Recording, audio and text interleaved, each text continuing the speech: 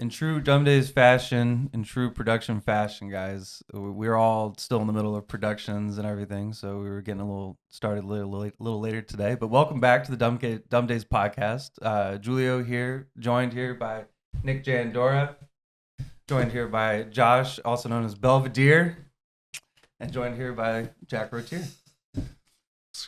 Guys, today is a wonderful day. First off, I just want to mention everyone from here is from the East Coast, from either a part of West Virginia, or North Carolina, and that warms my heart, if I'm being honest. It's like, I know that especially when we all started out doing this, I'm not sure if there was too many people in our area to look at besides like people around our age that want to do the same thing. So it's really incredible that we're all sitting at this table right now because a lot of things had to fall into the right places for this to even happen. Absolutely. Just starting off, can everyone just introduce themselves real quick and give a little bit of a synopsis on what you like to do these days? Like we may have people who already know of what you do, but what do you like to do these days? I'll start with you, Nick. My name is Nick Jandora. I'm from Martinsburg, West Virginia. I am music video director, but right now I'm trying to make a movie. So did a short film, wrote a script, and now we're in the process of schmoozing people and trying to sell the script and hopefully do like one project or two projects a year and be an adult finally. And that's something I know we all want to do eventually, but that's amazing. I mean, I definitely look up to you in that sense of like you're making that jump. And, Thank you, man. It's just incredible to watch, and it's a big inspiration so far. It's really. Thank you, bro. Josh? I'm Josh Belvedere. I'm from Rockville, Maryland. I like to shoot my friends. I just like shoot videos and whatnot, creative direct and whatnot. Yeah. Do all that jazz. Hell yeah. Yeah. No, it's a beautiful life. Thank you. Jack? My name is Jack Rottier. I direct music videos and currently just trying to build that to the highest caliber I can. Absolutely. That's pretty much it right now. now. I totally understand. You're in the thick of it. You're the one who's really in the thick of it as we speak. Like as we were getting on here, you're taking calls, trying to let the final pieces of projects fall into place before you shoot them. Like the days leading up to a project, especially as things change, as things like get a little hectic. Where does your mind go when you get a million phone calls? It's like just a piece of honesty in that sense. I fuck with it. It's just, you're just fully like tweaked out, just going crazy. It's not the worst thing. Yeah. It's kind of fun, but after like the seventh day of that, it gets to be a lot. I guess I don't know, but it's not that bad. No, absolutely. I find that sometimes as things fall into place or things change last second, that it can be a little nerve wracking. But it's good to embrace the chaos because I mean we really do sit on that border of that chaos and order. I hate to like for sure there immediately, but like that. So often these projects are wonderfully inspired, but not all the time is there necessarily the right amount of time to pull them off. Right. Because these things just have to get done. I can't remember the last time that we got a schedule for a project and it necessarily was something that we were like, oh yeah, that's ideal. That's super ideal. Never. I mean, something that I've noticed as we keep going in this career is that we're like the last person called on projects. Like things are usually set in stone. The release date is almost set. And then... it's usually like we need to shoot it in the next week. It needs to be edited in the next week and you'll get the money like next month. Hopefully. Yes. It's always like that. And I'm like, oh, sick. Love it. Yeah. I mean, that being said, though, it is a joy, and there is reasons why we all got into this. I mean, me personally, I was early inspired by my friends in college that just wanted to make music, if that makes sense. Like they knew that they needed visuals for their music, and I knew that I wanted to pick up a camera. And then years and years later, here we are doing this exact same thing, and I really have no complaints other than they should just pay us on time more often. Yeah. Have all of you guys had like normal jobs before? Yeah. Nah, You were straight into I never had a job There actually. you go, Oh bruh. shit, that's epic. Bro, I think the like best day on like a normal job is 10 times worse than like your worst day on a music video. Cause like, bro, like being able to just shoot shit to go on YouTube for a job and you're making like a lot more than the amount of hours like other people are putting in. Yeah. Like if you're getting paid like what, like $15 an hour, like, and like half of that is like coming off your check from like taxes and stuff. And you're just thinking about what you're gonna do when you get off of work anyway. Yeah, bro. Yeah, facts.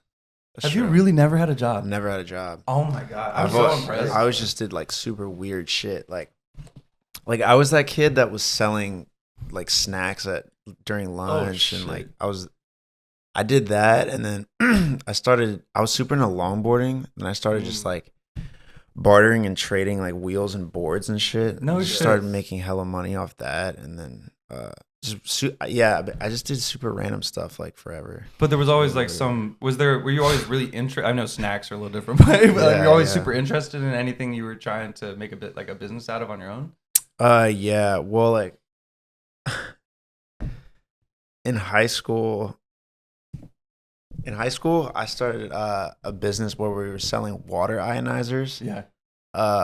So I did that for like 3 years. No way. That's Yeah. see, like that's a Yeah. niche. How do you even come upon something like that to sell? Was it more of like a plus minus thing in your head, or We got dude. Honestly, I don't even want to. it's okay? This is so random. It is random. We got introduced to that shit through my aunt.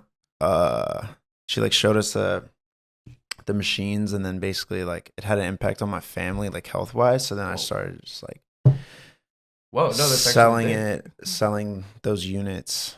No, that's phenomenal though. Moving So units, yeah. but like that's half the job, right? Is being a salesman, because like not only are you trying to work with your friends all the time, but a lot of the time you're working off of what people have seen in your portfolio, and so now you have to resell that you're good at what you do every single time you do a job with the treatment. Of course, we have to be able to write a treatment for ourselves, but it does feel like we're like kind of re-interviewing every time that there is a job where we got to write out a very in-depth treatment to even get the job sometimes, or you're Sure. submitting against people. I don't know. Yeah. Um, Yeah. Oh damn! I mean, That's true. the mentality to just be able to flip products or to sell in general, I feel like that's like such an important thing to be able to know in this game, because you are the only line of defense. There's no boss. You got to Right. set that price. Yeah. No, that's amazing. Shit. Belle, what would you be doing if not shooting? Shit. I mean, probably working a job. Honestly, just like doing like what everyone else does when they're not really creatively inclined. Like, Yeah. but what's it called? Like, if it weren't for the music shit, I'd be still filming my friends like skateboarding. Mhm. And that's kind of what kind of got me into this in the first place. Yeah. Talk to me Yeah. about that. What was the first skate parts that got you into flipping over into music videos, into other mediums as well? Oh, so basically, my friends needed a filmer with a VHS camera, and I just had that, and like I was just really good at keeping up with my friends, and I mean, I enjoyed the process, and I still do enjoy the process of like getting a trick with somebody, but like I felt like there's something out there with the camera that's like way more gratifying and easier to do. You know what I mean? Just like I'm doing the most, just trying to like keep up with these, and it's just a very repetitive process. But something as simple as shooting a music video and whatnot, and just like I started going to concerts and just shows with like my camera, and it kind of snowballed into like me ending up here and whatnot. Absolutely. Yeah.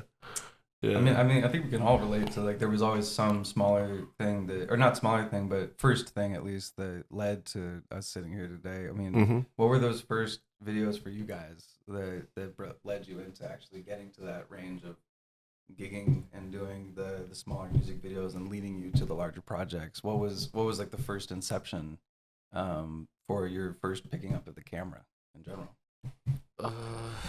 I mean, I always like did like home movie stuff as a kid. So it would be like actual like full VHS tapes into a camera. Yeah. And then no editing, so you'd be like shoot it. Like fade in and fade out on the camera.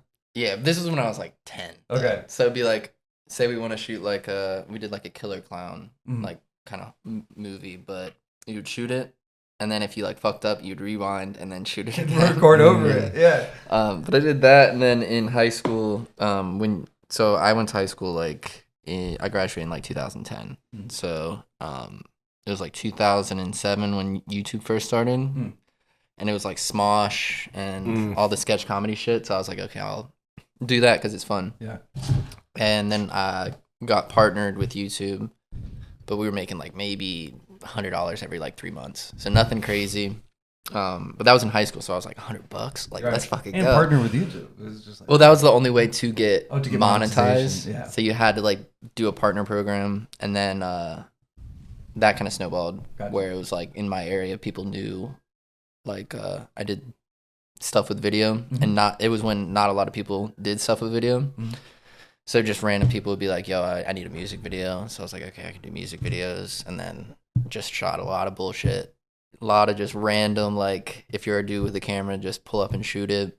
And then just started working with, like, other artists. And, yeah, throughout, like, college, I just really, like, was honing in and trying to, like, actually do cool shit. to like try to one up yourself to a degree that you would. Yeah, and it was just, like, I was getting paid nothing.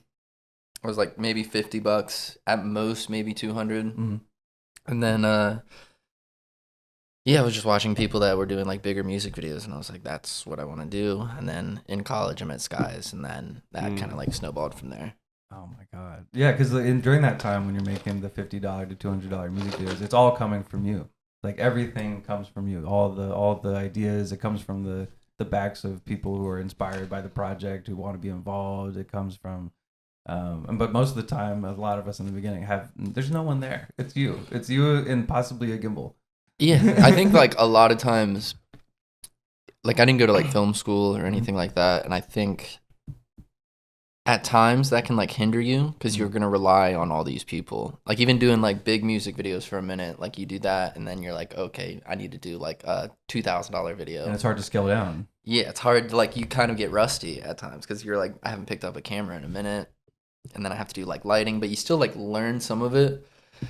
But it definitely like the people that succeed in all of this are the people that can like do everything. They can shoot it, they can light it, they can edit it. Yeah. And that's the people that like always pop off. And the people that kind of like rely on the big team, especially now where it's like everything that you have to do is like low budget and you have to like do it so quick. Like you kind of have to like know how to do everything. It's true. I mean, the Swiss Army knives are the ones who go the furthest, I think, or at least the people who figure out what they like to do the best because they actually tried everything. Yeah. I know a lot of directors at least would cut editing out of their workflow, but a lot of them would say that that's like the whole point of directing is so you can edit it. So I don't know. It's like a half and half. Do you edit all your stuff? Yeah, I do. Have you had like another editor on before? At certain times, just because of like an artist request or something. Mhm. But For like mostly like bass edits, I've had maybe twice where somebody else edited it, yeah, and I hated it. I was like, bro, like, Yeah, because it's so hard to like explain an edit to somebody, Yeah. especially if you shoot it all. You're like, I know Yeah. exactly what I want. for sure. I think for me, it's the translation visually of like what I think the song feels like or what I feel like it's supposed to cut and stuff. Mhm. Yeah, so yeah, you got to be able to do that yourself. Yeah, People read it differently. That's Yeah, what I realized. exactly. It's part of your Yeah. brand, everything. It's yeah, especially if you have a certain style too. It's like yeah, hard to translate that to somebody else. it is. Mm-hmm. It really is. It's just mind-boggling to have to translate to specifically a guy that edits all the time and seems like he would be able to also understand that too. Mhm. And then like when you don't have that relationship with them, it could be like, maybe I need to take control of the edit again. I don't know, or at least get Yeah. it to a point where they can even take over. But it's, I don't know. Like if you had to cut anything from a process or outsource on projects where you would have to do it anyway, what would you probably outsource first?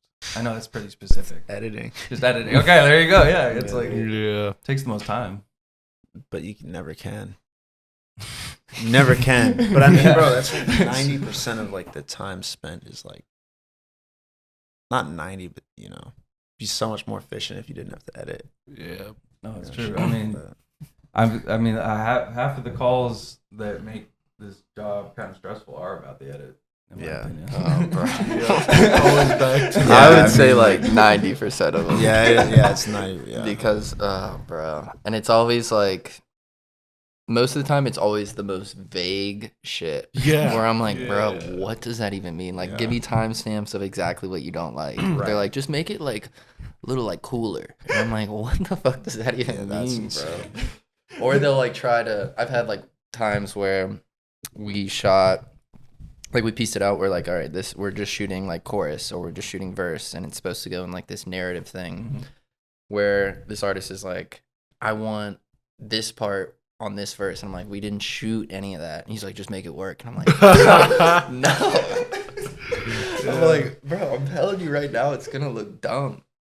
Yeah. But like, I also it takes see that conversation sometimes. It's like, hey man, this Yeah, is but what it- it is right now. And sometimes you have to like crush, just put your ego aside, because you're at the end of the day, it's like, okay, you guys are paying for it, And so it's it's like their- I'm not gonna Yeah. be like, We're nah, not this part is of the mine. camp. Yeah. Yeah. I'm like, to a certain point, it does belong to me, but you own majority share, so you get to Yeah. like, so like you kind of just have to just swallow your pride and just be like, fuck Yep. it, bro. Exactly, especially if you want to like keep working with people adjacent, because like that shit, like it gets around real fast. You know what Oh I'm yeah, if saying? you're It like gets- difficult to work with, Yeah. like you can fuck up a lot of shit. Yeah. And it, I see it like if you're getting like, say you hire somebody to like build a house, and they're like, nah, I want to do it this way. You'd be like, no, bro, like this is my house. Yeah. Exactly. What's funny you bring that up as someone who was an architect beforehand. That happened way more often than you would think in like the past because of the egos that were involved. Like if you think there's egos as like in directors and producers, like there's pretty prominent egos in architects as well. That is about the same in my opinion, because you both feel like you're moving mountains. Yeah. And it's like you're like, well, I'm the shit because I'm moving mountains. So you'd be so surprised that and similarly to our job too, changes happen last second. and then you're scrambling on the final 24 hours to like wrap it up with these changes and whatnot. Yeah. But similar to architecture, these egos, they get in the way a little bit, and it's been to the point where like a notable house would be the Hollyhock House in Los Angeles. Have y'all been here? This is in East Hollywood in Los Feliz. It's the one hill in Hollywood that's just one house. Yeah, and it's the old Quartz Baroness's daughter's house of Los Angeles from like the 1900s. Frank Lloyd Wright did the house. She had qualms with it. He did not change it. He built it anyway, and she moved out in 2 years. You know, Damn. it's just like even the best of the best sometimes don't swallow their pride for some reason. But I'm not saying to do that. It's just like it affects everybody. It's just like it hurts. It hurts to have to change a vision that you actually, especially if you were really behind it. Like if you really believed in like that part of like that sequencing of the edit. Mhm. It just sucks when someone comes in, doesn't understand what's going on, and then just changes it to put their mark on something. Yeah, I mean, at a certain point, you have to like pick your battles Yes, of and course. learn somewhat of a detachment towards it, where it's like there's gonna be another project, but it just sucks because it's like your name is on it, and in general, being a director, it's like if anything fucks up, like if the lighting guy sucks or if the producer didn't get what you want, Falls on you. yeah, it's your fault. Like the commissioner's not gonna be like, oh well, blah blah blah. Be like, well, you hired that producer, so it's on you. Yeah, it just sucks, and you kind of just have to like, because I've worked on sets where the director is like a tyrant and yelling at people, and it's like I That's hate abysmal. that shit. And it's Abysmal. like trying to keep everyone happy because when you're like 12 hours in, you have 4 more shots, and you're gonna go overtime. You want the crew to be on your side. That you don't want them to be like, nah, fuck that. And you have to just be nice and just be like, everything's fine, everything's fine. Yeah, it's stressful. Everything's fine. Yeah, be like, oh yeah, it's all good. Yeah. That's my 2 sayings is it's all good or we'll make it work, Exactly. because like you can't do anything else, especially if you only have 12 hours to shoot it. It's like Mhm. yeah, it's fucking. That's why I like doing lower budget shit, Mhm. because you can be like, especially if it's just like me and another person, I'll be like, shoot for like 4 hours and be like, we'll shoot another day, bro. Come on. Because if you're doing like those 12 hours, like this is the only time to get it. It is stressful as fuck. Also, those extra 4 hours might put someone's sleep schedule over the point where they're like sleeping until 6 the next day. You know what I'm saying? Yeah. It's like we got it at the end of the day, like being just. I get it that like a reset of everything sucks, but just being nice to the whole crew, knowing you're gonna rehire them because you like working with them, it's just like Yeah. it's a whole thing. So going back to just the fact that everyone here is somehow tied to Virginia or West Virginia, The DMV. the DMV, the Yeah. greater DMV area. Yes. Was there anyone in your area specifically that inspired you to do what you do? Because I think a lot of people can look at Los Angeles and be like, ooh, everyone's doing it. Ooh, there's budgets. But back home, we remember there was no budgets back home. Mm-hmm. And now there are, but back before there was not. Like, was there anyone who inspired y'all in the beginning? You can say no. Bro, you guys know Valley Visions? You know who that is? Maybe. That sounds He familiar. did. He was doing like all of Q the Fool's Oh shit, shit! Yeah. and like you have to Clockwork Clockwork Productions, Bro, of course. yeah, Shout out Reggie. Reggie. Yeah, Yeah. I would say those two. Mhm. Those two for sure for the DMV. At least at that time, they were. Clockwork though was like Yeah, running that shit. yeah. He's still For sure, around yeah, right now. Yeah, they're still running that shit. Yeah. For me, I'm a bit younger, so like, well, I'm well aware of like Clockwork and like, but for me, it was like seeing Mosh Pit, and then the shit Yeah. you did with like him as well, and yeah, like Clockwork. Just this guy named Midas, who I worked with, Sarafi Midas. Yeah. Yeah, and yeah, just seeing like a whole bunch of like directors kind of like amplify like or just give the area vision and whatnot, and now it's like gone to like a very like nice flow. You know what I mean? Because there's just a lot of like stuff happening in the DMV area right now. There Yeah. seems to sure. be the most amount of things going on in the DMV, or at least people being from the DMV. Yeah. It's Yeah. incredible to see how many amazing people come from this area. It's like Mm-hmm. it's true. It makes everyone extremely proud to be like, damn, everyone's from up there. Come on. Yeah. It's just like everyone's kind of. I don't know too many people who are. It's just like we could just start naming names on hands. They would take too many fingers. How many people are up Yeah. right now in the DMV? Yeah. It's incredible. I mean, for me personally, there was just a homie that my boy Chris. I think Christopher Lacey. Oh yeah. Yeah. He showed me like a Wong Kar-wai movie, and then that's what we were like, oh my god, we have to make something that good, and then we were still trying to make something that good. So it's just like that's been like from the beginning. I think just like an aspiration to do that. Mm-hmm. Was there anyone that you had to look to? I know you said you were going solo a lot, going up and down to New York. Yeah, so when I was in college, I was like going to New York to shoot a lot, and like Jersey and shit. But as far as like people from like my direct area, this dude, Brad Adam, so he edited a couple videos for me, and he's just snaps. He did a lot of shit with this dude Chew, who was like signed under like Mac Miller and stuff. Oh shit. But it's kind of like somebody that I really looked up to was like maybe Rex Arrow, because like he snapped like all the Mac Miller and Wiz videos and shit like that. But as far as like my area, like in my like 30-mile range, it was like wedding videographers. It wasn't like anybody that was like doing the same shit I wanted to do. That's super relatable. I think that like everyone who was like living off of being a photographer in my area at least was doing a lot of weddings, a lot of portraits for corporations, and a lot of maybe like real estate photography.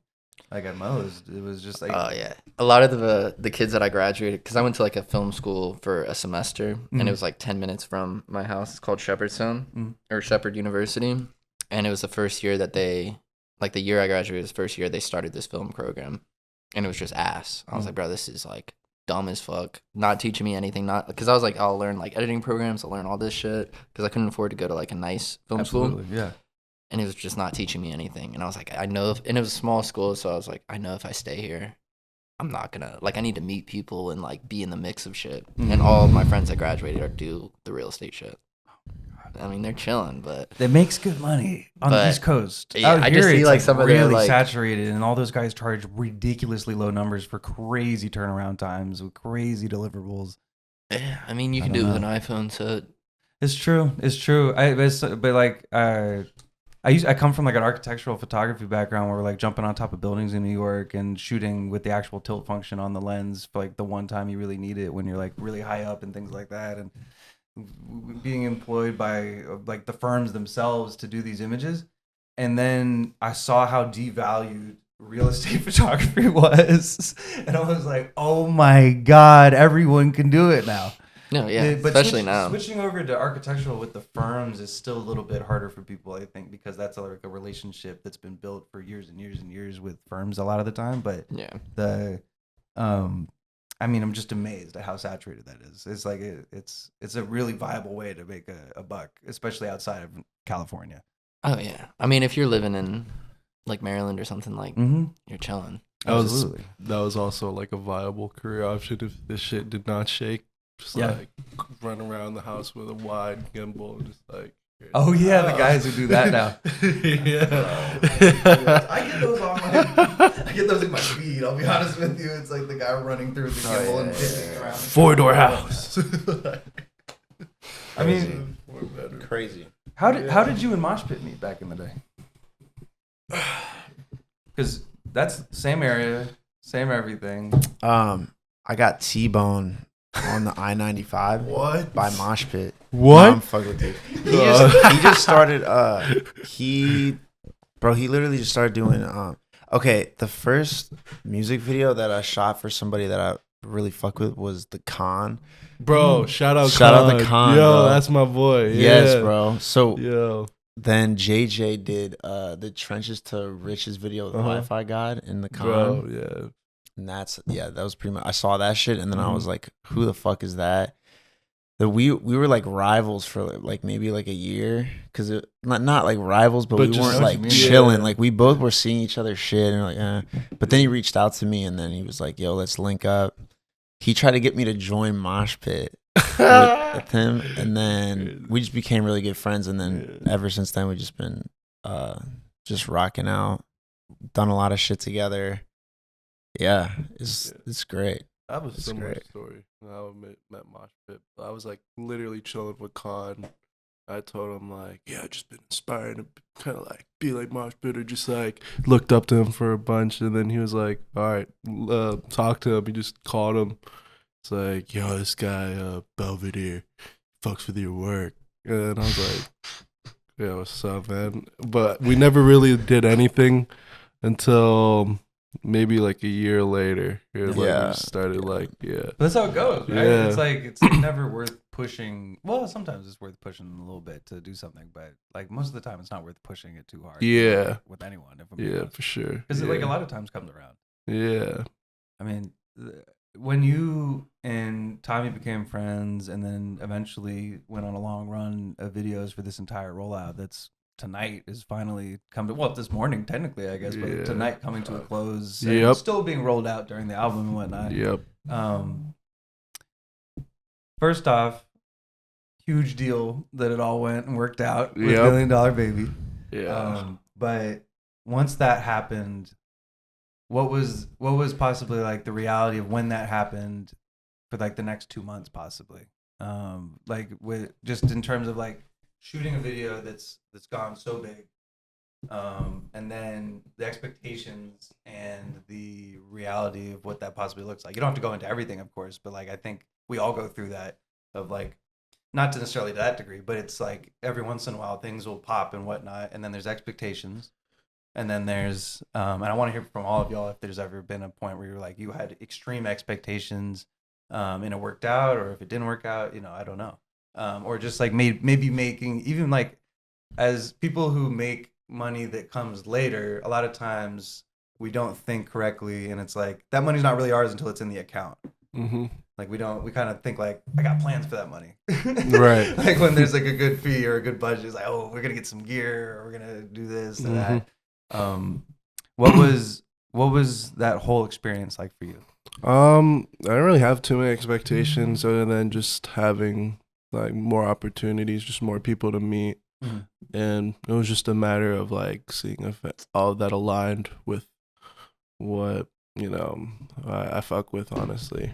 I just knew a lot more was just going to happen. And I didn't want to expect too much out of like what had happened. I just kind of wanted to roll with the punches and whatnot.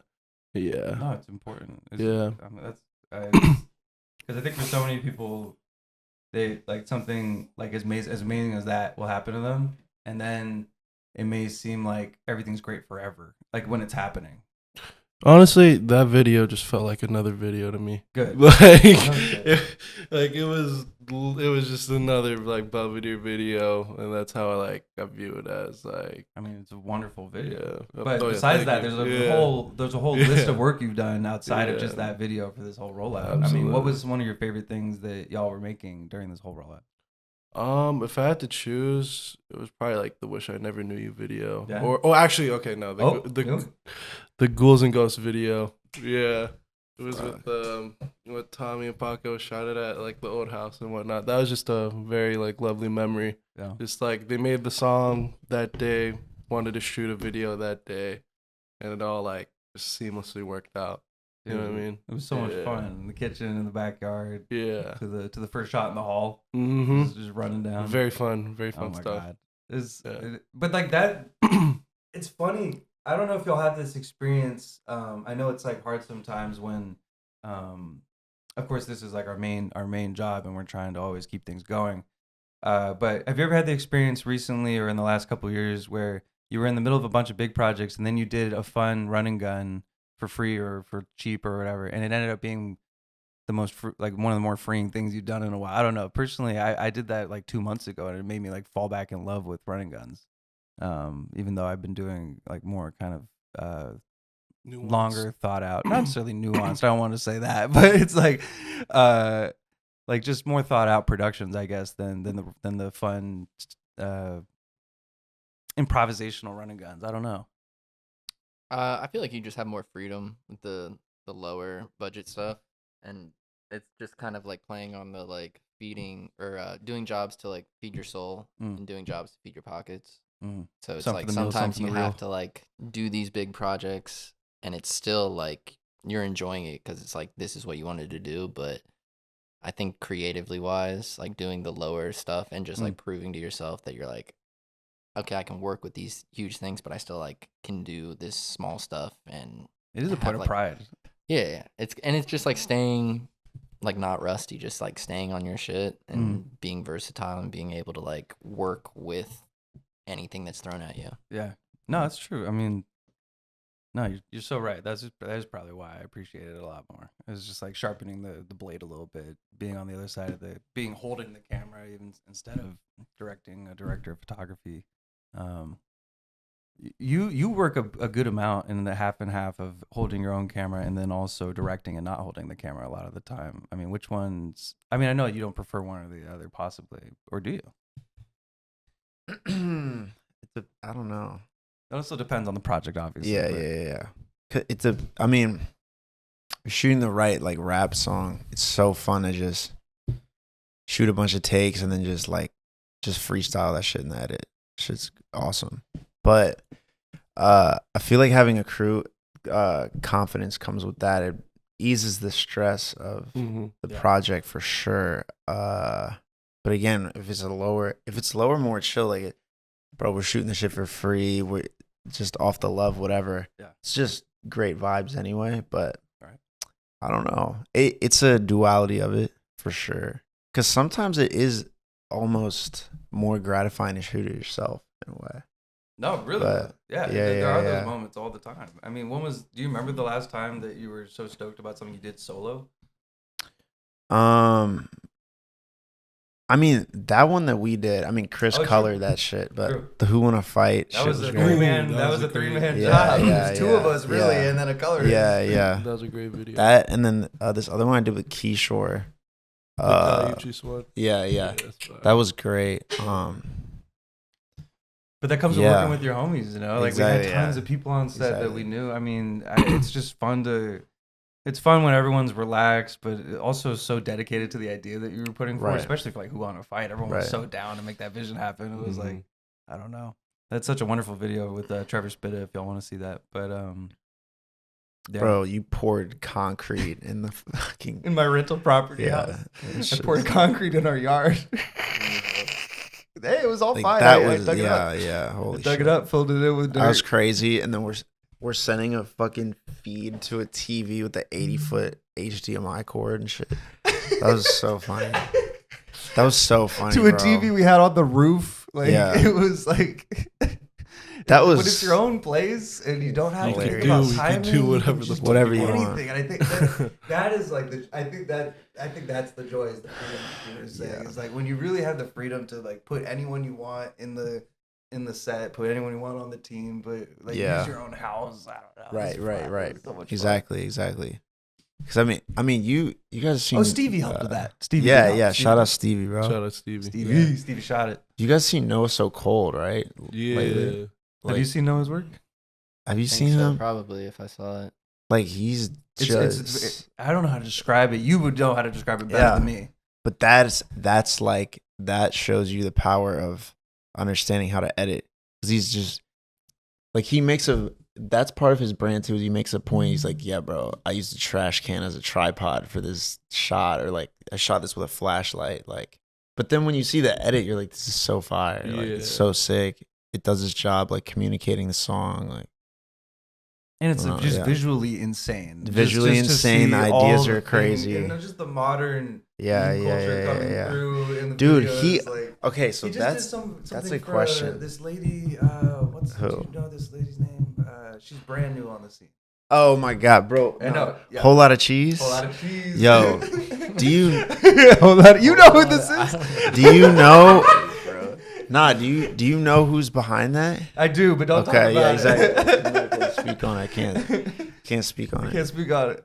But Can't like speak that on it. video that he did for her, like Yeah. alone is just visual. It's like its own.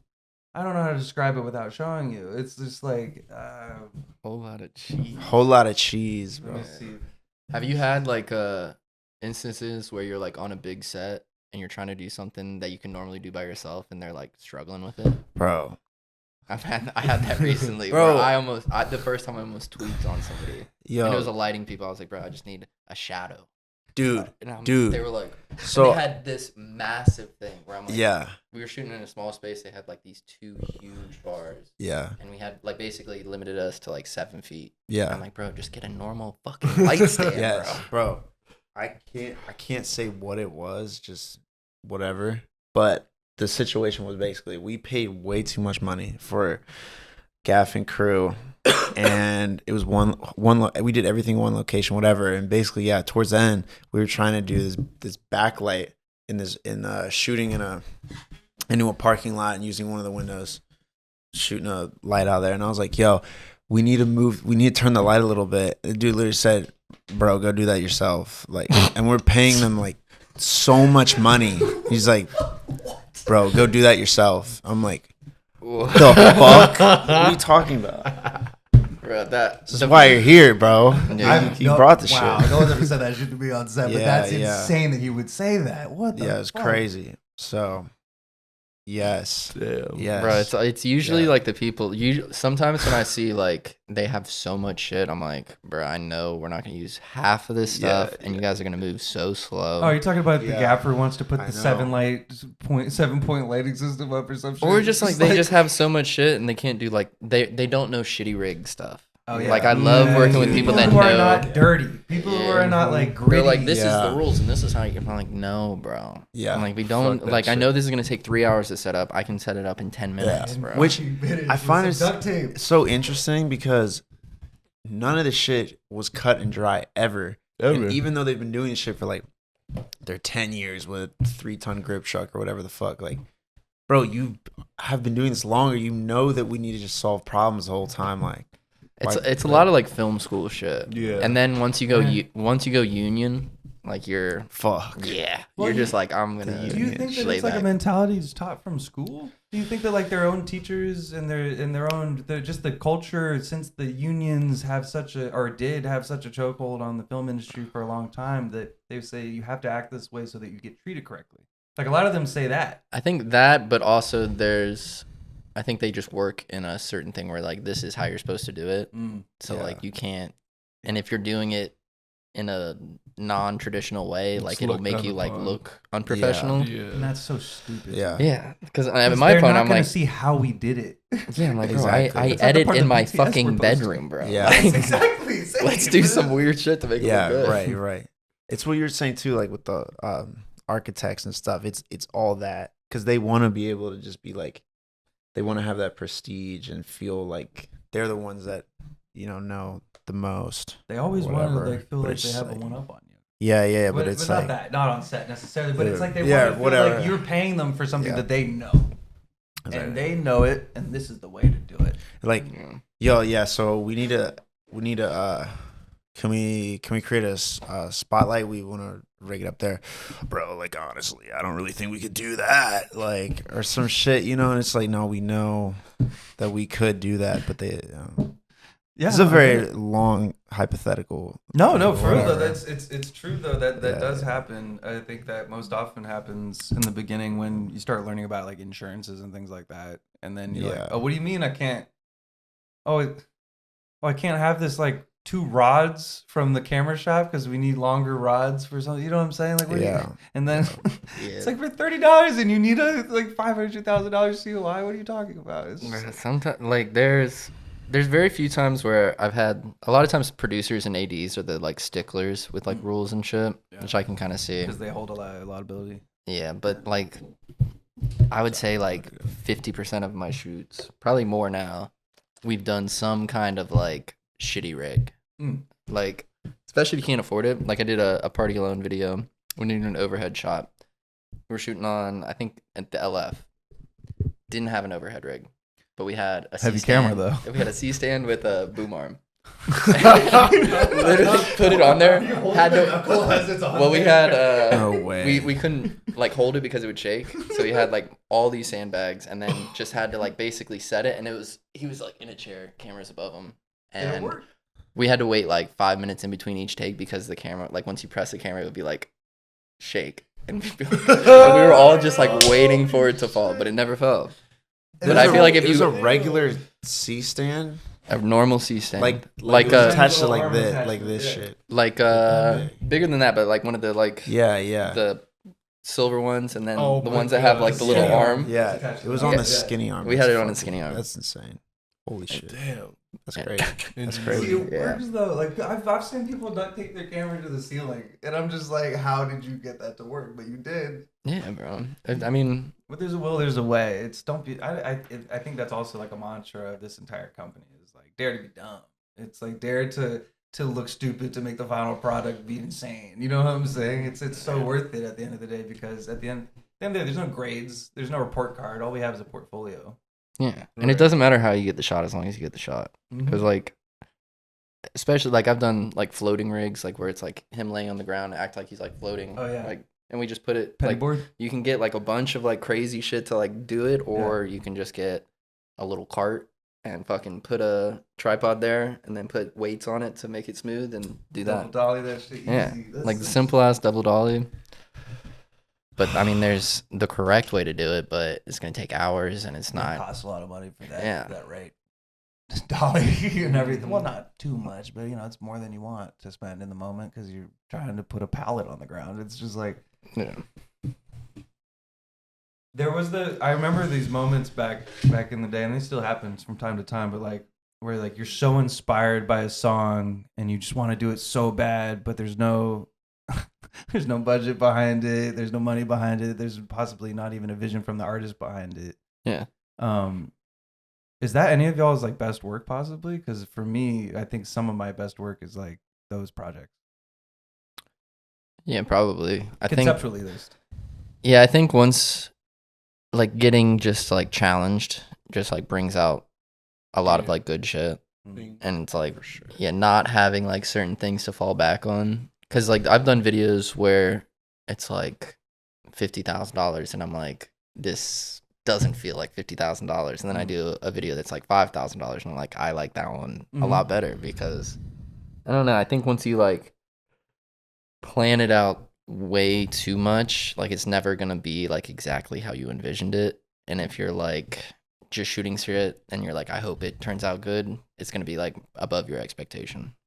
Exactly. And like that sometimes more helpful to someone who's gonna weather the storm for years and years doing this than someone who was doing it because they might be just interested in doing it and they're gonna do a few until they need, they run out of money or something. But yeah, I feel like a good amount of people also think that like we make so much money.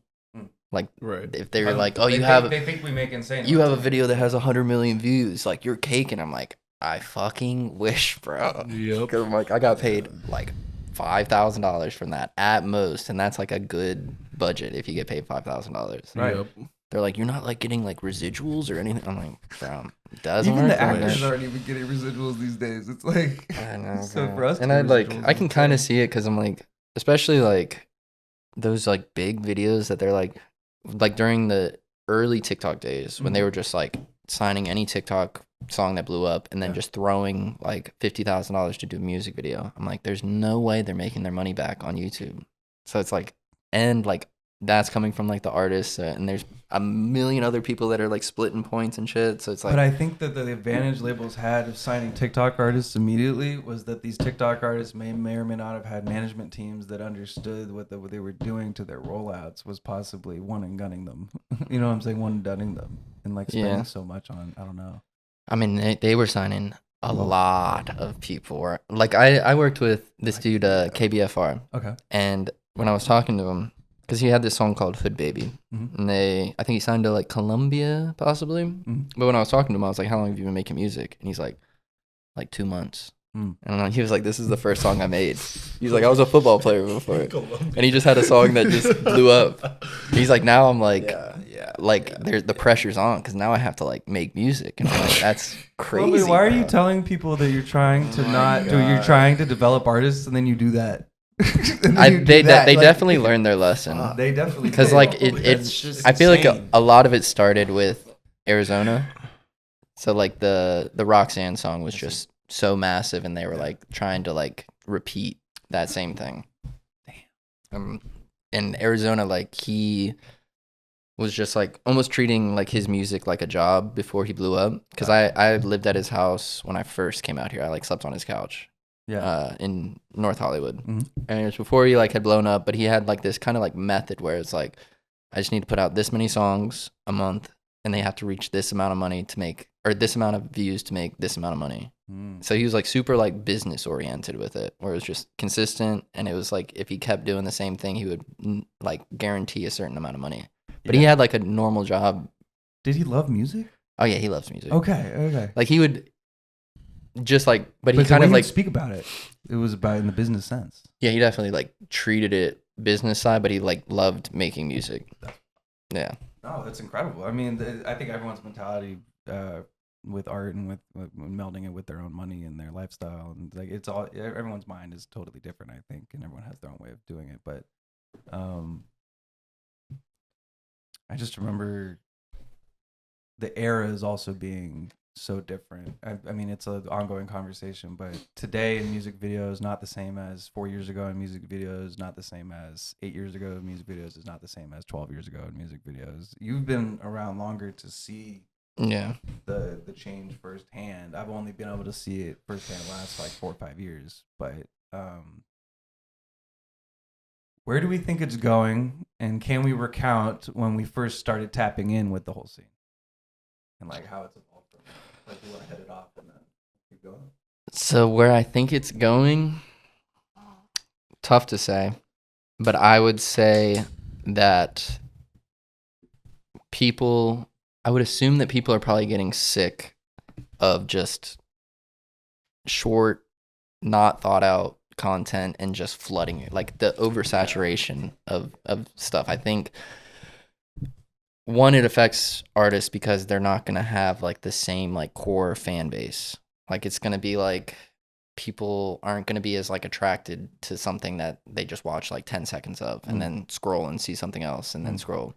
So I think eventually it's like music videos will kind of come back, and like long form style stuff is going to be eventually like a lot of it's just up to the labels. Like if the labels were like, we're not going to spend all this money for all this short form shit, we're going to put it into longer form. Yeah. People would be more attracted to like YouTube and doing stuff like that.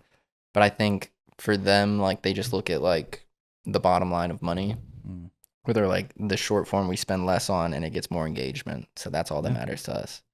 But I think like they're going to eventually realize like, okay, you have this engagement, but people aren't buying music. People aren't going to the shows. People aren't like actually engaged.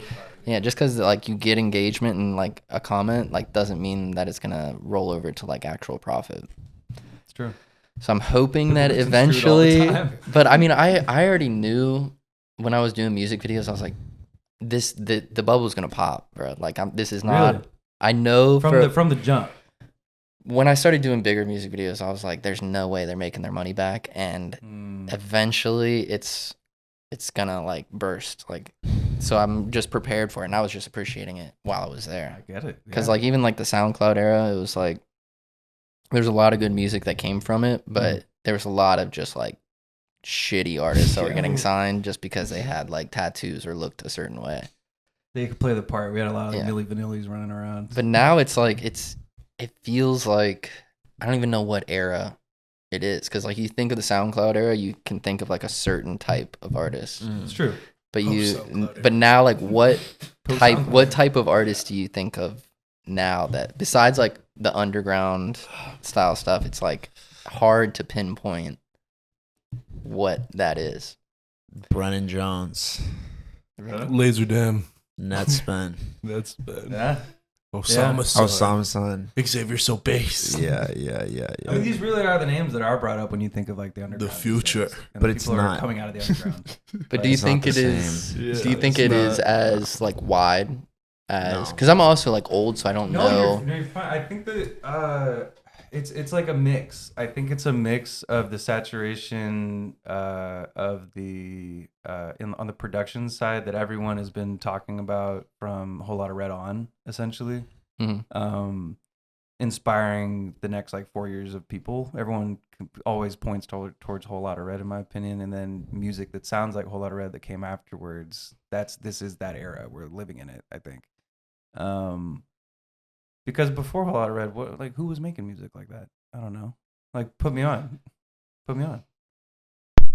Like just rage shit.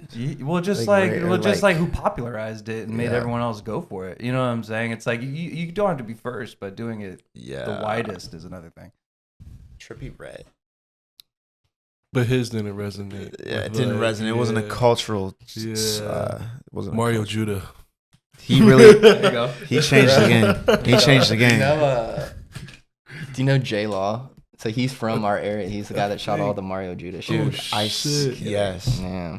I reached out to him during that time. J Law or Mario Judah? J Law. I was like, oh, that's fire that you're so close. Yeah. He was doing Sky's like early shit, like when he was like in high school. Shit, or like early high school. That's crazy. Yeah, but going back to the music video thing, pop is bringing the music video back, bro. Low key. Like Sabrina Carpenter, Chapel Roan, Claro, even. Which is the better budget anyways for pop. Numbers are... Yeah. It's been a long time since I've seen that. At least in the U.S., like K-pop is different. But like in the U.S., I mean, like that last one that Sabrina Carpenter did 70 million views in like 3 weeks or something. All of her shit is almost reaching 200 million views. Oh my God. It's been a long time since we've seen somebody in the U.S. do that, I feel like. So there is return on investment for them. Right now. Yeah, right now. They're bringing they're for hip hop. It's not. They're spending. Oh, like it's 500 up, 100 and up or something. I would be surprised if they're doing any Sabrina Carpenter for less than 500. Yeah. Like I would say probably close to $1 million. Yeah. So, okay, her shit. So the Jenna Ortega one. There's no that's no $1 million plus. And it was Dave Myers. So. Yeah, Dave Myers. $1 million plus. Of course, it's Dave he's Myers coming off when like he gets the budget. The J-Lo movie and shit. Some of the biggest OGs in this game I just saw through Instagram, like Dave Myers, you know, because Dave just had one of the biggest accounts in music video sorry, I'm been away from the mic here, but in music video making. Yeah. And when I first got on Instagram, I don't know. Yeah. Do y'all even know how certain older heads like that kind of got their way? Did y'all ever do research into them? Not too much, but they've just been in it for a minute. Like Yeah. back in the day, like if you're doing like if it's like a TRL popular days like early 2000s, you're not shooting a music video for less than $1 million. It's true. So now, my friend was telling me, I think it was one of the dudes from like Good Charlotte manages somebody. Wow. And Love he Good was like Charlotte. surprised that they were doing like a video for like 100,000. They're like, He was like, "That's cheap." that's like that's a tenth of like what Yeah. the normal Yeah. videos are. But also like I think cameras just are more accessible now, That was what happened. and like it's everything is just more Information. accessible. Yeah, Information. information. Sadly, this is a gatekeepy ass Yeah, industry, and it's like- and everyone having YouTube Yeah. tutorials and gimbals and TikTok Sonys. tutorials. It's That's like it's over. fuck. Wish it was like 50, bro. Go back in time, we'll just be cheesed up. It's Bro, so that's- true. you see like some of the music so directors, they're chilling. Dude, Guy chilling. Ritchie, But Guy also- Ritchie did music videos in the '90s before he could David play. Jones. Fincher. It's just like Mhm. David Insane. Fincher did a fucking hundreds of music videos. But Yeah. I also think it's like one of those like give and take where it's like 50 years ago, it would have been like a million times harder to even get into that Like, industry. how would you even get into it? Like, it's Yeah. not like somebody's Right, just it's like, more oh, I'm gatekeepy. gonna just start Yeah. shooting music videos. It's like, now you Yeah, have to yeah. like 'Cause they work on know set how and then much- build your way up. You So couldn't it's- just come in because like me personally, I've come through this. I've come up with my buddies, and I'm similar to you. You come up with your buddies, and you came up with your buddies, and you came up with your buddies. It's like Came up with the you buddies. came up with buddies. Came up with It's the literally buddies. it's just your homies that everyone had a dream, and you Mhm. were the one who played the role of being the person who was behind the camera and editing the whole thing. And it's like Yes. believing in an artist, believing in someone, and knowing that they're going to be big one day, knowing Yeah. that they're going to be able to live their dreams. Like that's inspiring enough to not even get paid on most shit. Like a lot of the time in the beginning, you know what I'm saying? Yeah. I kind of I yearn for that feeling all the time. That inspiration is like it's too good to fail. Like that's how it used to feel sometimes. It's like Yeah. this song's too good to fail. Yeah. It's Yeah. too good to not do a good video for this. Yeah. Or, I don't know. Yeah. I For still sure. feel that way sometimes. Like it was with a lot of tracks, but For sure. it's like too good to fail. But Yeah. I think that a lot of us had similar backgrounds and wants to do what we do now, but of course, some of us pivoted. Some of us have graduated in a sense. Sometimes you would say graduated. I would say that for many other directors, including myself, like the dream is to make feature-length films, is to make a lot of great editorial type things, to make just incredible pieces of art that we can be so proud of that are long form, just longer than the music videos that we do right now. Narrative in general. Nick, you're actually doing it. Like this is like when you Trying told to. me about a year ago, I was so excited, and now that it's actually coming to fruition, like how does this feel? Where did you even start with this? Give me some So a backstory. lot, honestly, like I always like you said, I feel like a lot of people that get into the music video world, their end game is to like make movies or make something that is like just theirs, like their creation from start to finish.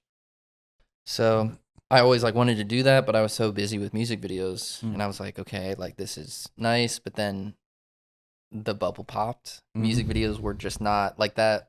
When did that bubble pop for you? 2020? 2021? 21, because even in 2020, like I was getting a lot of videos and they were paying more and they were like less crew.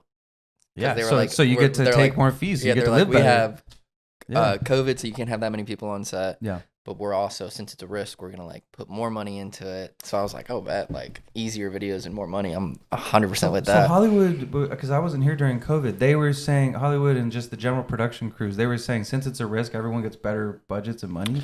Since it's a risk, They would just kind of give you more. Yeah, it was weird. More Yeah, it was kind incentive. of like just that blows my mind. It's Yeah, like 'cause incredible. I mean, There I wasn't feel any like a work lot anyway. of people in the industry were like, because it was also like I was, boom, hitting unemployment, boom, hitting like the stimulus Yeah, checks. yeah, of course. So I was chill. Right. Like I could have just. Were been you chilling off doing the that. refresh every week stimmy thing? Yeah. Dude. Had to. Did Oh you wait, know not about maybe this? not the stimmy thing. I Did you think I know did like the about this? one stimulus check, but the EDD was hitting every week. Apparently, I was told this the other night that you could renew the stimulus every week for a small amount of time. The fuck? To the point where a What? homie of ours, actually, I'll tell you who afterwards, told me he stacked 25K from pressing a button. Damn. See, I did it. I didn't do it that heavy because I was like, I didn't do any of the PPP That's- shit or anything like that because I was like, I don't want to get audited. Yeah. Oh, So no, I was like always- doing like yeah, everything that I'm yeah. like, I had a I wasn't legit even job doing at the the time, EDD too. shit Yeah, 100%. at first, but then everybody on set was like, yo, do the EDD shit because it's like you're not like officially employed, you're a freelancer. Right. So I was like, There you go. okay. I know. And more freelancers should take advantage of those benefits, by the way, especially in the beginning. Like they need to take the government's cheese because what they don't know is that your taxes are just paying for that if you ever need it. Like Right. that's why it's there. So take it if you need it.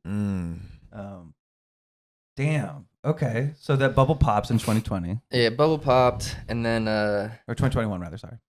yeah, and I was like still doing music videos, but it wasn't like nearly as much as before. And I'd always wanted to do movies, so I was like, okay, like this must be a sign because like this is not gonna last forever, and I don't want it to last forever. Yeah. So I'm like, let me just start writing a short film. So I did that. Didn't really have like any idea where it was gonna go. I was just like, I just need to practice and blah blah blah. But then this dude I know from back home, he married a girl out here, and they were my producers on it, and she has just like her godfather is John Voight. So she just is, and she's in movies. She's a good actress, and they were just like, yo, they wanted to get into producing, so they're like, oh, like we'll find funding for you, and I was like, okay, like maybe. Right. Because But then, like 2 days later, they're like, yeah, we have 15,000 to shoot it, and I was like, run it, bro. So kind of like basically a lot of the people on the shoot worked for free. We paid gaffers. We paid like some of the people that I didn't know like personally, but the majority of everybody else like we're just like, yeah, we'll do it for free. So we pretty much spent all the money on like shit that we like actually needed. Shot it, and then it took like probably close to a year to like get it finally like edited because everybody was working for free on it, like color and sound, and so it was just like everything was on everybody else's time. But finally finished it, and throughout that time, I was just writing the script. I was just like, let me spend a couple hours a day, finish the script, and then finally finished the short, finally finished the script, submitted to festivals, and by the end of the year, we should know something. So we did like Sundance, Atlanta, I think Slam Fest, a couple of the ones where it's like, they buy movies because at first I was like, I'm just gonna enter every festival, but then I talked to my friend Michael Joseph, and he has like a few shorts that are in some of the festivals, but they were like smaller festivals, and he won awards and everything. And I was like, have you sold it yet? And he's like, it's really not for that. It's like kind of just people trying to do the same exact thing. And I was like, I don't want to like spread it too thin. I was like, I'll submit to like some of the bigger stuff because my end goal is to like get it sold. Like I don't need to like just go to a festival to go to a festival. And like I'm not gonna spend like all the money to go to New York just to go to a festival for it to not like I need it to like go somewhere. Yeah. So that's the plan. And right now I'm just like doing more short form or like short film style stuff just to like practice narrative because I think just working with audio is a whole different world that I was not used to. 100%. So much more mixing. And there's like also something I realized like there's no like you can't fuck up. Like if you need to get shit, sound? Yeah, 100%. But even filming, like if you need to get stuff, you have to get it. Like you can't, because in music videos, it's like, oh, let me just shoot whatever, and I can just always cut back to like something random if like this scene doesn't work. But in film, it's like you can't do that, bro. Like you have to like have everything that you need shot. Yeah. So, yeah, it was definitely stressful, but like once it was done, like throughout the year, like when I was editing it, I fucking hated it. I was like, this is fucking shitty. I fucking hate this. Because I've been watching it for a year. Yeah. And finally I like finished sound design and I was like, oh, it's fire now. Sound was the main thing. Yeah. It was But- just like it didn't feel cinematic, and then But until the sound gets put on, like until then, were you freaking out a little bit? Or you knew that this would be like that thing, possibly. That would give you that I was like slightly not even freaking out. I just felt like shitty. I was like, damn, like all this is because that's very like, real. It's very Yeah. real to feel shitty in the middle of doing the thing you've been wanting to do the whole time. yeah, and no one had seen it, and then I finally showed people, and they were like, it's good, and then I sent it to some people in the industry, and I was like, rip me apart. I was like, don't, like, I want your opinion, but like, I don't want you to be nice. Like, tell me everything that's wrong with it. And so I got some good criticism, but nothing that really like ripped me apart. So I'm like, okay, maybe it's not terrible. Then I finally showed my girl, and Which is the real the best the real compliment, test. the best compliment she gave me. She's like, I felt like I was like watching. I didn't know, like I forgot that you were you filming. shot this for a minute, and I was like, oh, let's go. I was like, she's like, it That's felt like fire, something I could that's watch on fire. TV. I was like, that's all I need. Yeah. I was like, yeah. even like I That's just sick. need that. Yeah. Because it's hard to separate that sometimes when you're watching those videos, like when you know how the sauce got made. And for someone that close to you, who's seen all of your work, you know, it's like that's Yeah. amazing. Cause like I have these like points where I'm like, let me go on YouTube and look up some horror shorts, Mm. and I'm like, bro, these fucking suck. And then I'll watch like a good movie, and I'm like, yeah, I fucking suck. So I'm like somewhere in between that. I'm like, okay, I can make it, bro. Like, Yeah, no, 100%. Because bro, there's some shorts that have millions of views with all these awards, and I'm like, this is ass, bro. Yes. Like this is so fucking lame. If you can find like a bunch of things that are doing really well monetarily or awards wise that you know you're better than at, and then you can also find like something to look up to, I think like that's the path, right? That's Yeah, the, bro, I'm that's, just like, trying to, the especially for line. my first movie, I just want to be in the middle and just give me money to make it. Make your Like thing. that, and it's not gonna. I mean, it's probably gonna What's suck. your movie called, by the way? The Leak. The Leak. The Leak. Fuck. The cover, the sorry, not the cover. We're fucking music people. Sorry, the actual poster for the movie looks really cool. Thank you, man. It's really awesome. It's a very iconic poster. Yeah, we were already. trying to do kind of like grindhouse, Mm. 80s, 70s horror Mm. poster, like two-tone, Mhm. like posterized style stuff. But we're in the process of making VHSs right now. Mm. So I'm gonna like everybody that worked on it. We have like a VHS, 30-minute VHS, and I'm yo. gonna pass it out to everybody that worked on it. You can make sleeves for him and everything. Or- Yeah. Yeah, we got like the clamshell cases. Oh, that's even Fire. cooler. Yeah. So I'm it's gonna just take for fucking ever though, because I'm making like 25 of them, and the short is like 24 minutes. Yeah. So I have to record. So basically, it's like you have to do it yourself. yeah. Well, I was gonna get them made, but it was like but I get it. It's expensive. $400 for 20, and I was you like, can have your own receipt. and I had like a bunch of clamshell shit because I was for a little while I was like doing that to my music videos. I was like making VHS. so you like- could get the effects out of them. No, it was just Oh. like art after they were already done. Archival. Yeah, archival. So Gotcha. then like instead of like if you do like how you guys have like the posters and Mhm. stuff, I was like I want Your bookshelf VHSs. was one to. yeah. And you were sad when you had to get rid of that bookshelf. Did you make a new one?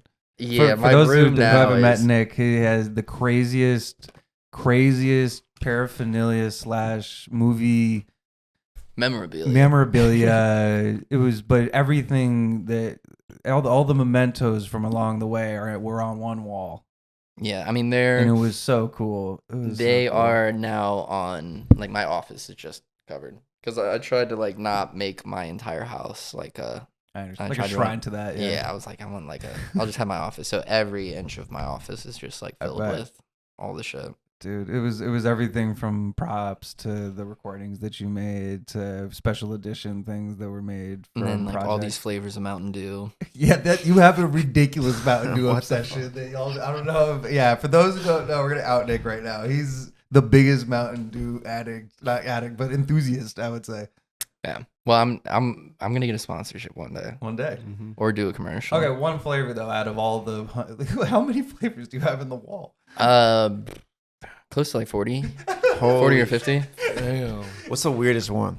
Most obscure. Ginger snap.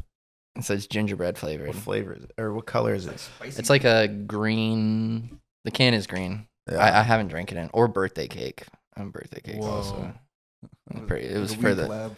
That's crazy. yeah. But I haven't drinking Mountain Dew in so How did you long. go about collecting all of those different? I mean, I fucked with Mountain Dew. I'm from West Virginia, so it's like gotta run the Mountain Dew, and then they just started doing new flavor drops, and I was like, oh, okay, let me like just buy random shit, and then it kind of just snowballed from there. And where I was like, I have all these flavors, I might as well just get the new flavors. Yeah. Damn. No, it's crazy. incredible. Like the way you organized everything. It does even the Mountain Dew felt like archival. That was what I liked about it. You know what I'm saying? You were really displaying it. Archival dew. That's Nick. That's incredible. That's really the thing that myself and I know a lot of other people aspire to do one day. And like this job that we do these days, working for ourselves, like it's such a great stepping stone into that world. We're not exactly sure if it is anymore, but it has been. I think it still is, like, cause right now I'm looking at like the movie and film world as like what the music video world was when I first came into it, where it was like it was hard to get into, but now it's so like everyone's doing it. There's so many streaming things that they're giving a lot of people chances that they wouldn't before. Like because of all the new platforms. have you seen like Talk to Me? Oh yeah, A24. So those were YouTubers that made that movie. Really? Australian YouTubers. You're kidding. And then that Smile movie Oh, what? was a short film at South by Southwest, like probably like 10 minutes, and I think they gave them like 11 million to make the movie, and then it was the #1 picture in Paramount that year, so they gave them a 3-picture deal. So went from a short to I see. millionaire. Smell 2's coming Within a couple of years. So there you go. It's like something to look at for everyone. It's like It's your bro, 10-minute it's like movie that, bro. will turn into Like something. these shorts are, I think, like if it's good enough, they're like a studio is gonna be like, okay, like have you ever seen, what is it, Lights Out? Yeah, Another one. That was a short. And it was super simple, same idea. He just shot it in his house, but he was like, had just been doing shorts constantly. And then he did that, and then he did Annabelle, and then did Shazam, and now he's a huge director. What do you think comes with putting in reps on short films? That I know putting in reps on music videos comes like second nature since we do them so often, but it's like on a short film, what do you think, what type of wisdom do you think is like put forward before we move on to getting some more backstory from the other guys? What do you think is some wisdom that you would find possibly a second or third time that you shoot that you learned on your first time running through this whole process? I think a lot of it is you see what works and what doesn't. Sometimes you have to like know this in music videos, but a lot of times you don't. But pacing is like a huge thing that you don't realize. And like also, like in music videos, you never like hold a shot for too long. But in movies, like it's a lot more effective to hold a shot for like longer. To not and, lose like, someone. Yeah, depending on like your style of whatever you're making, but yeah, a lot of it's pacing and then seeing like it on paper, it could like work. Even dialogue is a major thing where it's like you can write it and when you read it, you're like, okay. But then when you read it out loud, you're like, nobody fucking talks like that. Like, so you have to like kind of change it up. And a lot on, even on my short, I had dialogue for like the main part and for like conversations with him and his girlfriend. But when they were saying it, I was like, bruh, this doesn't feel like we did a table read before to like kind of just practice. Yeah. But a lot of it, I was like, you guys should improv. Like, this is where we need to go. But like, don't follow this word for word because like I was just trying to do a conversation, but it's not going to sound natural if you're just reading exactly what I wrote down. Yeah. Because like people talk over each other. People stutter their words. People like aren't super articulate when they're like talking normally. You gotta add like the element of surprise back into a conversation. Yeah, and it's hard to act when you're like put in this box of like this is exactly what you need to read. So a lot of it was that, and audio. Audio is the audio. The the biggest thing. graduation from music video is audio. Yeah, bro, it's a whole nother world. Yeah. Does that look like, before I move on, does that look like working with other people on audio, or are you learning the whole bag yourself? Oh fuck, you have to work with somebody good. Yeah. Cause like because it would be like I still had like headphones so I could hear the audio, but there's no like you have to have an audio person. Like you can still like, because we did like lav mics and then we had a boom mic and then a couple like mics hidden around like the space to like get certain things.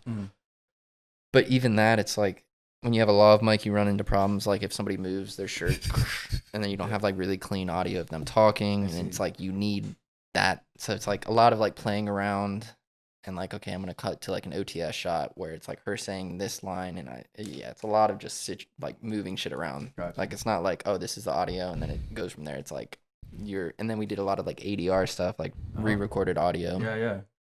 Yeah, it was a lot. And is that freaky to do? Sorry, I'm gonna just keep going into it. But is that freaky to do ADR the first time, not knowing if it was gonna actually be the Band-Aid it needed to be? Nah. It was because we recorded it in like an actual studio. Mm-hmm. It was a bedroom, but I Still, had a legit mic, but then had like just played the video, and then okay, you need this part, and it would just mostly be to like mix in. So it's like I have good audio, but like I need certain things. But I only did it for one person. Gotcha. Because it was when he was getting like tortured. It was a long monologue. This dude was getting tortured while this long monologue was happening. Yeah. And when we first did it, he was like struggling and stuff. And I'm like, it's hard to like hear what he's saying. So I'm like, just be silent the whole time, and then we'll just record all your like struggles after. I see. That makes total sense because you don't want to. It's hard to like look good and sound good at the same time sometimes. Yeah, and I think a lot of times, like when you watch movies, like especially with like big crowds, you're like, oh, like they're like, how did they record that audio? But it's like this whole crowd is just acting like they're talking, right? But then it's pretty silent. You can only like hear what that makes total sense because saying. On set you would have to pick up their audio, and also no one would be able to hear themselves if a crowd was talking on set. So the whole crew would be pissed. That makes total sense. Well, shit. No, that's incredible. I would like that's truly a path that I one day in the near future want to go down. Absolutely. Thank I you, mean, man. Congratulations, really. That's incredible. Congratulate me when it when gets you, sold, bro. Exactly. But still, it's just to make the thing happen is a big deal, and I think it's a lot of things for someone to look up to. You know. Thank you, man. Josh, moving forward with the styles in which you put forward in the last year, where do you, because so much of what you do is community based. You are a tastemaker. You are someone who taps in with the people who you believe in the most, and also employ your own art with them, and everyone loves that as well. I want to know, when you first started out with just meeting everybody back home, working with lots of people, and then eventually coming out here and then meeting a lot of people out here, where did you want to take it originally, and did you know, and do you know now? Kind of what Nick said. Like, I kind of came into this thinking I would like, or just hope that something would be mine one day that I would like completely like, or just create on my own. But honestly, like right now, I'm just trying to find like that groove between just like stay, because I'm like kind of floating around between both places, and I don't know. I'm just trying to find like some sort of stability, I guess. Yeah, Absolutely. but like either way, like I realize I'm fine either like whether I'm like in the East Coast or West Coast and whatnot. Yeah. But like, because like both places, you're always gonna have like phenomenal artists that just like want to like just get the fuck and just like have what it takes and whatnot. And I feel like I could be a piece of the puzzle for Absolutely. that and whatnot. Yeah. I mean, I sure believe you are. I Yeah. mean, it's definitely like murky waters to go into, especially like moving to Los Angeles. I remember I was kind of freaked out when I first moved out here. But you've done a lot of time here already, and I know it's like intense to make a full move, yeah, and everything. But what would you cherish when you first started coming out here? When you first started coming out here and you were running around with Tommy and you're in the studio during the making of all of this, even going to Beatty, Nevada. And I remember you were doing other projects besides Tommy's right. work as well. Yeah. Like, did you foresee it happening the way it did? Not really, no. But I thought it was just gonna be like a more painstakingly slow like elevation to where I am. Not like I never expected like help Tommy like break the door in the industry and whatnot. Like it was just like another Tuesday night. He made $1 Million Baby and whatnot. So yeah, like if that kind of just set the tone for me, like anyone else could like it sets a standard early. Yeah, or anyone else could be anyone who could like really like make the shit like shake. You know what I mean? Mm-hmm. It just has to have like that certain like sauce or belief. You know what I mean? Yeah. 100%. And I don't know, just a lot of faith that like guides me everywhere. Yeah. Which artists are you looking for are you looking to for inspiration these days? Of Oh, course, it could be your yeah. peers, it could be anyone. Cruza. Yeah, Great band. I don't know, like Cruise's work is incredible. You put us, Yeah. you put all of us on Cruise. Yeah.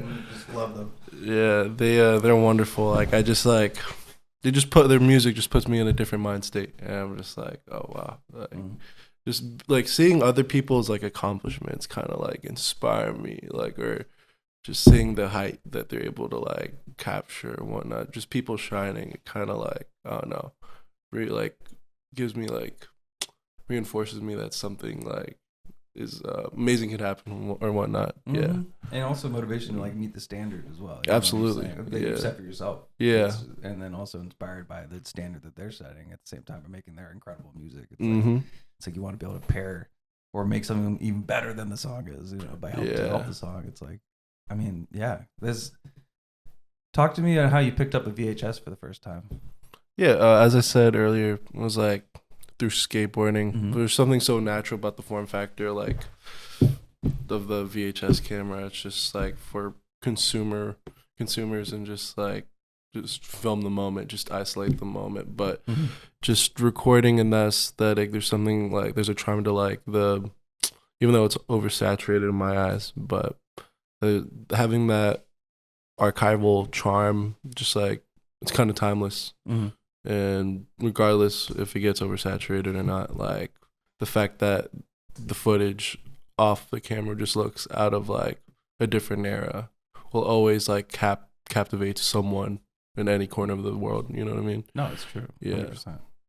I mean, do you think that the kind of run one after another style of skate filming informs anything you do in music videos, or do you try to bring inspiration from somewhere else for that? Oddly enough, yeah, it does inspire like kind of like how I tackle certain things, or just like the idea or ethos behind how I just staying like very like stubborn towards an idea, or just like just believing in something. You know what I mean? 100%. Yeah. No, I mean Yeah. that's like the purest form of creation, is just believing in it and then straight up making it. Absolutely. That's Yeah. no, it's gorgeous. Yeah, bro. Are you tapping in with anyone back home? You're staying in Los Angeles for the next few days, but when you go home, is there anything that you're excited to work on? There's some like indie bands that I've been wanting to like give like a visual like identity to, so like just developing that. Same with my boy Mundane, who opened up for Tommy. There's just like so many people I really fuck with, and I kind of want to like help like bolster them up and get them to where they need to be. And like more like popular artists from my area, like Lil Dude, or just bunch of projects like Moshpit and I like definitely like we have an interesting, or no, we have artists we're interested in and kind of want to like have our own run with like people, you know what I mean? Yeah. Just more on the horizon, basically. That's super exciting. Yeah. No, I'm sure over the next like 6 months we're gonna see an incredible amount of things, fun stuff. Yeah, no, that's gonna be awesome. And then I wanted to move on to Jack here. Jack, you're someone who has not necessarily started at the height at which you are now, but have been working with Yeet for a long time. Talk to me about the inception of possibly just meeting with that whole team and with Yeet, and back in the day before Yeet was Yeet, technically. You know what I'm saying? Yeah. It's. I know there's so many more things that go into a career than one artist for a director. It's like many artists that come along the way, but I think that a lot of people do know your work through your early work with him. Nah, man. Since 99. Since 99, bro. Oh my Ian before God. Ian. Before Ian. Shout out Since 99. Shout out Since 99, man. Shit, bro. Put me on. Bass nods. Bass nods, yeah. Shout out bass nods. That was crazy. Oh my God. Bro, Nick, did you ever hear of Convoke? Convolk or Garden or That sounds super familiar. Nine Tails.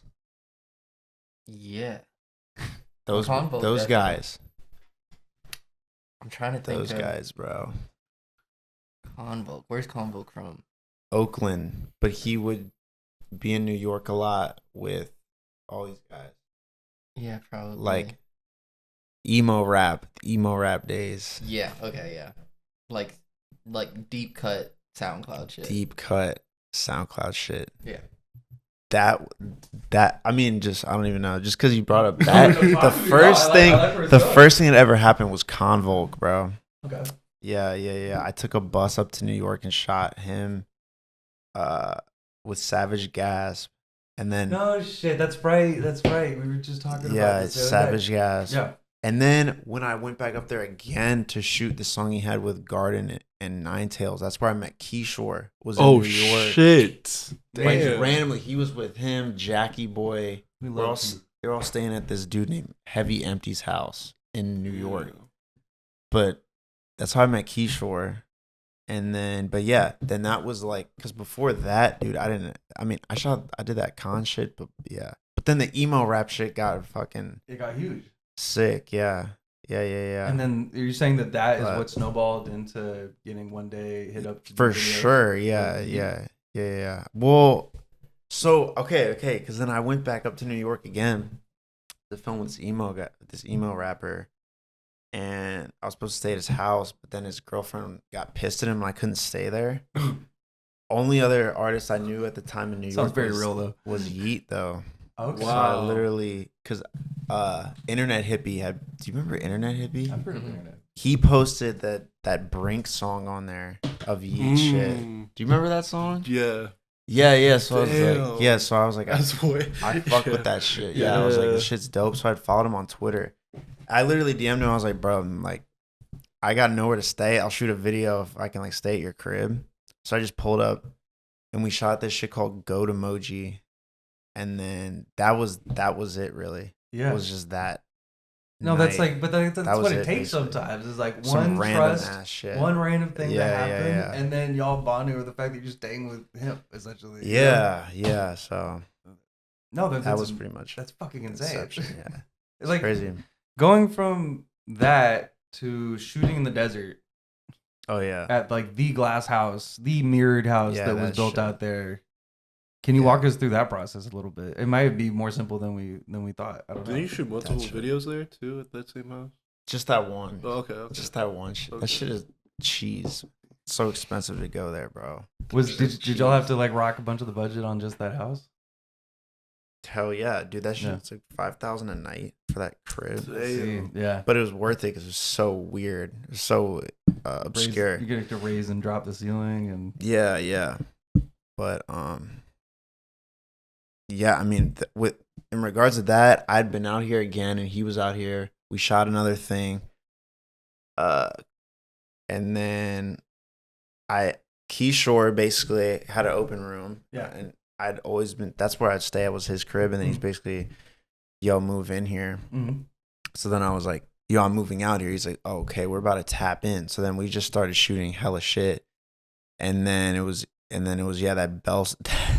that bell shit happened. Yeah. Because he Get busy. posted that shit on his story. We were even putting the bell in our own music videos as like we would send it to people with the bell on it. Y'all did that. Really? Yeah, like y'all went so That's like with the crazy. bell and like putting the VFX on it. We would put y'all's VFX on like drafts That's and send funny. them out to people. I'm That's so funny, serious. bro. But he posted that 10 seconds on a story of the bell shit. That was it. Yeah. Next morning, that's all it's on TikTok. The whole thing is just the bell shit, and then they're like, we have to shoot this like tomorrow, like ASAP. So just like went out to that desert, just shot that shit. Just is what it is. No, I mean, But- I think something that you're so beautiful at is literally It's taking a crazy. situation that may not exactly be like 2 weeks of preparation, but you're so insanely good at shooting and editing. Oh, You know what I'm saying? Like so thank insanely you. Fuck that yeah. you can Damn. take that situation that may or may not be a situation for other people that they're like, I can't work like this. Mhm. Thank you, bro. And then you can actually Very flip kind. it into the most incredible videos that you make. Like Thank you. even from coordinating with other VFX artists and yourself on these edits, it's just like it's an incredible amount of work that goes into all of Dude, it, same to and you, you have a damn. small slot of time to do all these things. Yeah, You know? yeah. So like, I remember where I was when that video dropped. it's like it was inspiring. I'm gonna be honest. Yeah. Like Nick's videos when he was working heavily with Skies, when he was working heavily with Marco, my boy Marco's first music. It's just like Yeah. Shout out Marco. Those videos made me want to make music videos. They made me want to do this for a living. Seeing the bell and everything, even though you may be like, "Oh, it was the bell." It's like the bell was a big deal for a lot of us. Yep. At least. It's just The like, bell heard around the world. Exactly. That's funny. And I think that's like so important to remember is like it may not seem like you like to yourself that you're doing that much, but you like everyone I think at this table has at least one person they've inspired to pick up a camera. I think. And like if anything, I think that's like a liberating thing for people to be able to quit their job if they fucking hate it. You know, it's like Sure. it's one of the only accessible things that you can straight up teach yourself all of it very quickly because of how much tutorials there are these days. That's how I learned, at least. I'm sure that's how we YouTube all learned University. tutorials, YouTube University, Mhm. and like yeah. So there is no reason to think that you can't do this. It just takes an incredible amount of coordination and work and time, like so much tediousness. Like You gotta have like the you time. spend hours on hours on hours and days and days and days and days in the timeline until it's a fucking Masterpiece. Yeah. Yep. huge nerds rope with fucking clips. It's insane. Yeah. It's incredible that we all are able to even do this. So you know, For what I'm saying? sure. I don't know. Yeah. I always end these podcasts feeling incredibly grateful because I always, we have conversations about things we love. I get jazzed up. We have some caffeine, and Yeah. I just really wanted to say thank you guys for coming today because truly, Thank you, man. like all three of you inspire me on a daily and weekly basis. Even though it can seem like we got blinders on all the time, it's just like I'm so grateful for people like y'all in this industry because it just goes to show it's like anyone can do this because you just have to love it enough. Absolutely. Yeah. Very true. All right, y'all. Yes. Thank you guys for tuning into the Dumb Days podcast. We'll catch you next time. See you guys. Woo!